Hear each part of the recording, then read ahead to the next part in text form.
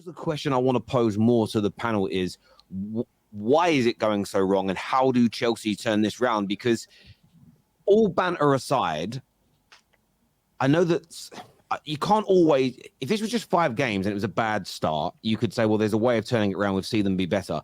This has been going on for over 37 Premier League games now. How do Chelsea solve this issue and start winning games? Because if you look at their run of fixtures, the next 7 or 8 Premier League games, based on their performances and no goals, they could walk away with only 2, 3, 4 points, genuinely. Then they're in a relegation battle. So how do they turn this round, guys? How do we do that? It's really scary because the issues that I don't know. So let's go to Vivel, who I believe was like the sporting director they got from Leipzig. And he's known as a really good recruitment guy. He was dismissed after 7 months. The issue is these guys. So Nagelsmann wanted the job, and he was waiting. He says, "Look, this is my CV. This is what I want to do. I've just come from Bayern Munich. Let's get it." But they were waiting and waiting because do you know why? They wanted Pochettino because Pochettino, who Jordan will know, he's a yes man. He's a yes man. The guy's a roadman. I'm sure Jordan is much happy with big Ange Ball, which is way better than that nonsense that Pochettino was doing, relying on individual brilliance. So why did they get Pochettino? He's a yes man who can pretty much run this Ponzi scheme that is this youth project, which is a money laundering Ponzi scheme that these guys are. I don't know why you're laughing. I don't know why you guys are laughing. This is true. It's a Ponzi scheme.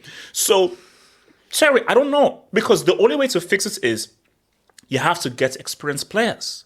You've got to get over 25s who've been there, done that, and mix it with the young guys.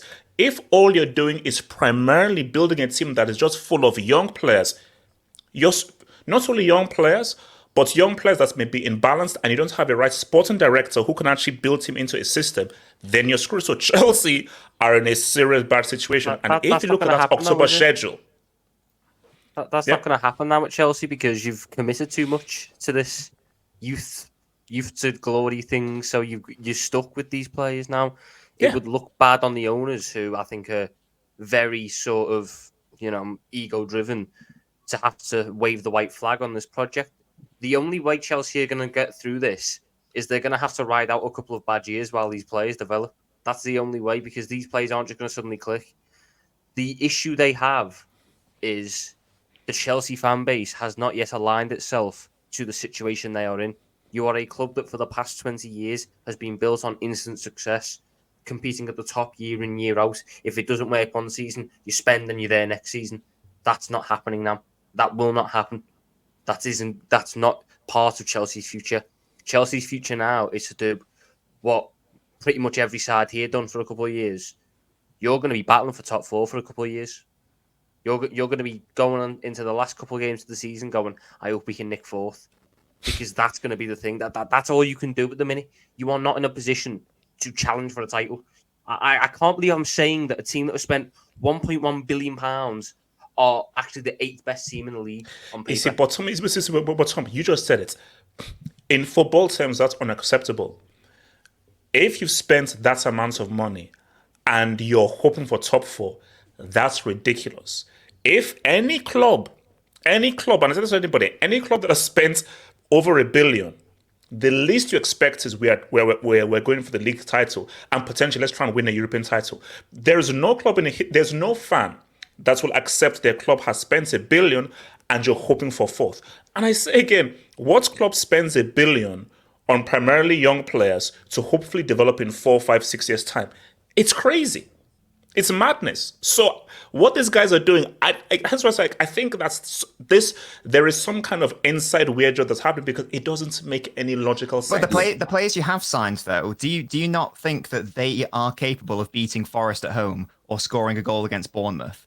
I've got some sympathy with the recruitment argument because I agree it's weird and flawed, and if you focus just on youth, then you will shaft yourself.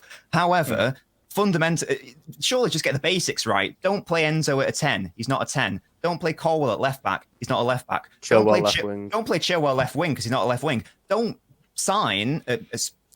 play Palmer, who's a right winger, at 10. So there are recruitment issues. I totally agree with that. There are injury issues. Totally fine with that. But I do not care how many injuries Chelsea get. I do not care weird signings they make. The signings they have made are more than good enough to score a goal against Forest, to score at home, to score a goal against Bournemouth. I think there is clearly enough quality in that Chelsea lineup, even with all the injuries, to beat those sides. The issue is that your manager, I don't know why, is just not doing the basics right and isn't playing the players in the right positions. There is enough individual quality there to get better results than they have been doing. So I've got some sympathy with the recruitment argument, but I'm not having that it's the be all and end all. Oh, no, but I'm fully with you, because it's like, yes, that team on paper should beat Bournemouth, who, with all due disrespect, those guys ain't good. So my thing though is, why was Pochettino hired? Is Pochettino really the best manager out there? His greatest achievement is taking Tottenham to the UCL final and wetting the bed once he got there. That's his greatest achievement.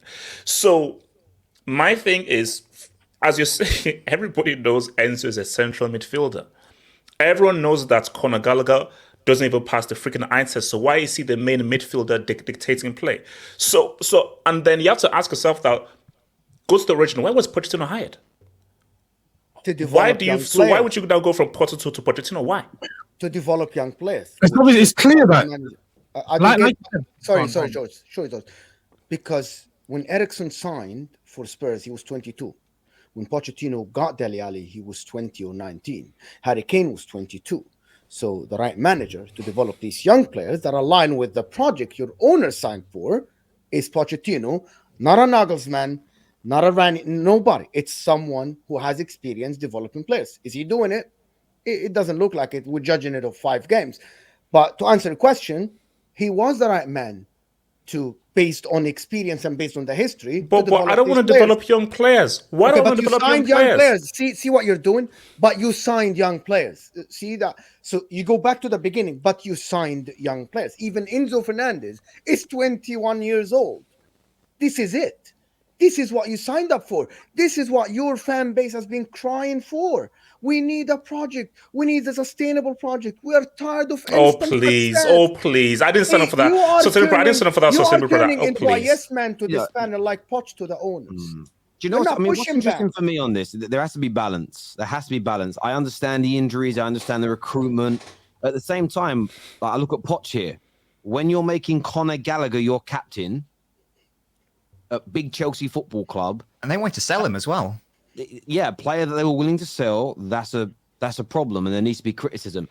It's almost as if look, we'll get on to Man United later, and I see Man United fans doing this. It's almost like they're sort of like single policy fans, I like to call them. You know, some people, they'll vote for someone in politics on a single policy and ignore everything else. This is what fans now do in their analysis. It's like, well, we've got the injuries, so that's what I'm going to speak about. It must be the recruitment. We buy too many young players. That's the only problem. It's a problem, but it isn't the only issue with Chelsea right now. The football is being moved around okay, but there is no confidence in that team.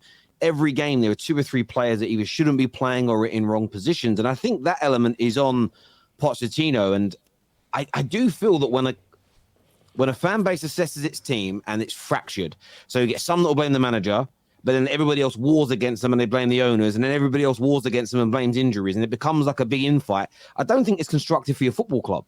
I really don't think it helps. And fans are powerful when it comes to the direction their club's going in. You've got happy Tottenham fans.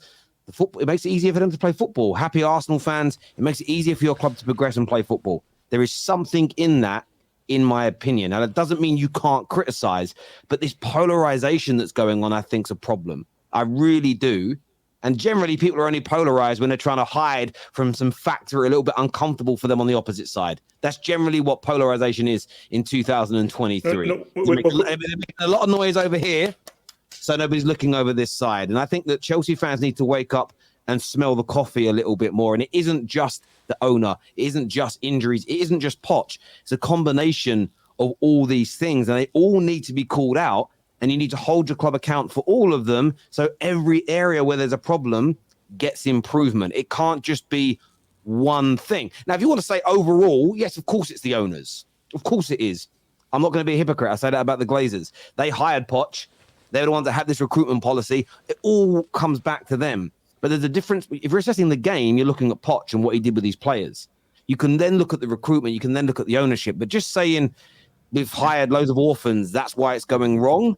You just got beat at home by Forest and couldn't score away against Bournemouth. That's a bigger problem than just buying young players. And I don't think Chelsea fans should be ignoring that in its entirety, in my personal opinion. I do feel like the question I do feel like there's a part of I do feel like there's a part of that Chelsea has simply just lost its culture. The culture under Roman Abramovich is not the same culture that's under Top B. The whole system has changed. Even going down to all of the higher ups, they've changed. The players that were playing at Chelsea, they've changed. You got a new manager in. There's too much change that's happened. So the people that were there when Chelsea was a winning club are no longer there. They're no longer around the club. The people in and around the dressing room are new players. They don't know what Chelsea culture is. None of the players there have been long enough to even establish that themselves. So I feel like there's just too much has happened with Chelsea right now. And they're going to be going through this period of change and just moving things around for maybe another season or maybe another 2 seasons, maybe another 3 seasons. It's going to be a while before things are fixed because they've got so much different problems. No, okay, but Jordan, but my question though is, why would you... So remember when Moyes took over, like in 2013 from Fergie? So this guy Fergie had been there for a long time. So Moyes could have just been like, okay, I want to change everything, top, bottom, everything. But he appreciates that, wait a minute, this was a club that has had a lot of success for a long time with a particular establishment. Yes, I want to bring in my guys, but to drastically change things would not make sense. You've got to just ease yourself in. So my thing though is, if you've seen that a club has been run a set way for such a long time, fair enough. You're someone new. You want to bring something new. But to be so drastic with it, to be so blunt with it, and to think that you can do it so quickly, that's so stupid. And it's the hiring and the firing of so many people at such a crazy rate that has just made things unstable. But it is true what you guys are saying. Take the game in a vacuum. Pochettino, I'm sorry, you have to... You can't go into a press conference and say, hey, it's the injuries. So because of injuries, you can't beat a team that's going to be fighting relegation? Come on. You can't. That's a slap in the face to the fans. Can I answer Terry's question? Can I answer your question now? Now we criticize Chelsea. We laughed a little bit. So to answer the question of how Chelsea go back on track is to go in January, sign about 2-3 experienced players. And I'm saying experience. I'm not talking Thiago Silva, old man retirement home. I'm talking about the likes of Casemiro. Look at what he did at the Man United squad last year once he started playing. Someone like that. It doesn't have to be a 39 years old. But if Chelsea has 3-4 players in that team that is experienced enough to lead this youngster, I think it will turn around, because it's clearly everybody's just running around like a headless chicken, not knowing what to do. And it's not only on the coach, by the way, because if you play football, you know, sometimes you need experience on the pitch, not only outside. This is how to fix it. I think that's a great point.